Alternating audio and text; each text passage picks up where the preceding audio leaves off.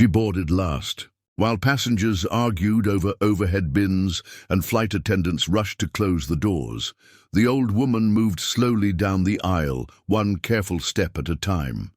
Grey hair tied back, face lined with age, no jewelry, no phone, just a small, faded canvas bag hanging from her shoulder. Seat 34B. Middle seat, economy, the place nobody wanted. She sat without complaint, folded her hands, and stared at nothing. No one noticed her. That was the point. The flight lifted smoothly into the sky, leaving the city lights behind.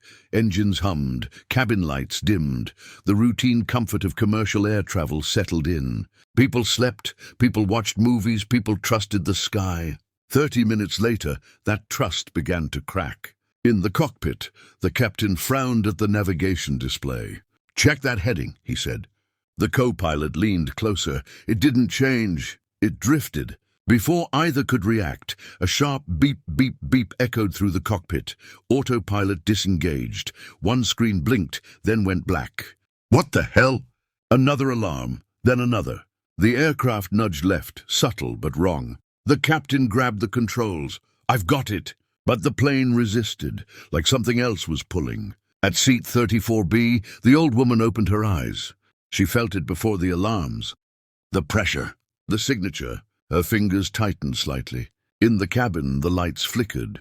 A few passengers looked up, annoyed more than afraid. "Turbulence," someone muttered. The intercom crackled unintentionally. Open mic from the cockpit. "Navigation interference. I don't like this." Fear crept in quietly. Then the radio crackled again. This time, everyone heard it. "Civilian aircraft, this is Widow 6. You are off course. Respond immediately." The voice was calm, cold, military. A heavy silence fell over the cabin. A man whispered, "Who's Widow 6? A woman clutched her armrest. "That's not air traffic control." Through the window, a flash of grey cut across the clouds. Then another. Two shapes locked into formation beside the plane. F-35 Lightning II fighters. Sleek, armed, close enough to see the pilot's helmet. Panic erupted. People screamed. Phones came out. A child cried uncontrollably. A flight attendant dropped her drink cart. "This is impossible," someone shouted. "They don't intercept passenger planes." In the cockpit, the co-pilot's face went pale. "They don't," he whispered. "Unless," the captain swallowed, "unless they think we're hostile." At seat 34B, the old woman slowly unbuckled her seatbelt. The plane shook again, not turbulence, correction, force. She stood. A flight attendant rushed over. "Ma'am, please sit down, we're under—" The woman turned her head slightly. One look. The attendant froze. There was nothing dramatic in her eyes. No anger, no fear, only certainty. "I need to go forward," the woman said quietly. "Ma'am, I can't allow—" "I won't repeat myself." Something in her voice cut through training, policy, and instinct. The attendant stepped aside without understanding why. Passengers stared as the old woman moved up the aisle, steady despite the shaking aircraft. Someone laughed nervously. "What's she gonna do, knit them away?" No one laughed back. The cockpit door opened.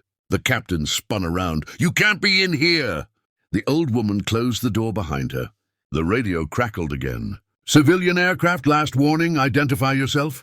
The old woman stepped forward. Her hands did not shake. She reached for the radio. The co-pilot snapped, "Don't touch that!" Too late. She pressed the transmit button. Her voice changed. It wasn't louder. It wasn't deeper. It was younger, sharper, commanding in a way no rank could fake. "Widow 6, she said evenly. "This is Ghost Actual." The cockpit went dead silent. Outside, one of the F-35s dipped a wing. The radio remained silent for a long, terrifying second. Then, "Say again, last transmission." The old woman did not hesitate. "Ghost Actual, authentication Bravo 97, Widow 6, stand by." The reply came instantly, no longer cold, now respectful. "Copy." Ghost Actual confirmed. The captain staggered back into his seat. The co-pilot whispered, "That call sign was deactivated 20 years ago." Widow 6 spoke again, almost reverent now. "Ma'am, we were told you were dead." The old woman closed her eyes briefly. "So was I," she said. Outside, the fighters shifted position, not intercepting anymore. Escorting. In the cabin, the screaming faded into stunned silence. Something had changed. Something ancient had woken up at 35,000 feet. And the old woman, once invisible, now stood at the center of a storm that had been waiting for her return. The old woman stood between the captain and the radio, hands resting lightly on the console, as if it belonged to her. Outside, the two F-35s held formation, no longer predators, but guards. The captain finally found his voice. "Ma'am, who are you?" She didn't answer immediately. Her eyes were on the instruments, reading them faster than either pilot could. Numbers, frequencies, ghost signals buried beneath civilian systems. "They're riding your avionics," she said. "Not the plane. You!" The co-pilot swallowed. "Riding us? How?" She reached forward, toggled a switch the co-pilot hadn't touched since simulator training. "Because someone wanted me airborne," she replied, "and you were convenient." The radio crackled. "Ghost actual," Widow 6 said, carefully controlled. "Unknown actor attempted signal hijack. Do you confirm hostile intent?" The woman pressed the transmit button herself. "Confirmed," she said. "It's bait, not an attack." There was a pause. Even through static, tension was... "Understood, ma'am," Widow 6 replied. "Orders?" Audible. "Orders." The word landed heavily in the cockpit. She closed her eyes for half a second. When she opened them, the old woman was gone. What stood there now was command itself. "Pull back," she said. "Wipe the sky, quietly, no splashes." "Copy," Widow 6 answered immediately. "Executing." The F-35s peeled away in perfect synchronization, climbing hard, vanishing into cloud and sun like they had never existed. The sky went quiet. In the cabin, passengers stared out the windows in disbelief. "Where did they go?" someone whispered. A man checked his phone. No signal, no alerts, like it never happened. A child asked, "Mom, were those superheroes?" No one answered. Back in the cockpit, the captain finally exhaled. "You just gave orders to 5th-gen fighters," he said weakly, "on my airplane."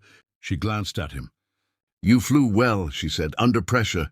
He didn't know why that mattered, but it did. She reached into her canvas bag and pulled out a small, battered device. Not modern, not civilian. She connected it to the console. Instantly, the false signals vanished. Navigation stabilized. The plane responded like it should have all along. The co-pilot stared. "That tech doesn't exist." She unplugged it. "It wasn't supposed to."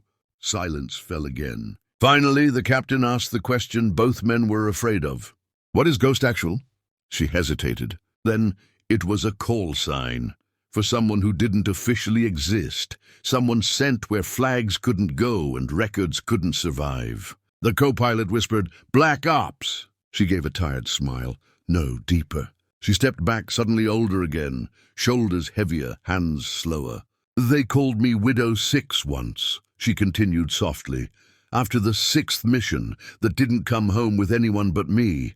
The cockpit absorbed that. "Then one day," she said, "they decided the world would sleep better if I was dead." The captain nodded slowly.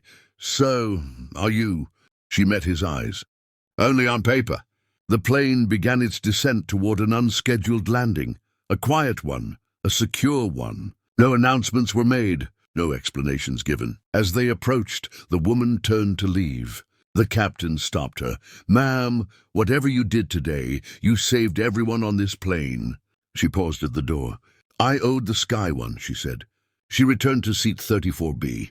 Passengers stared, unsure whether to clap, thank her, or stay silent.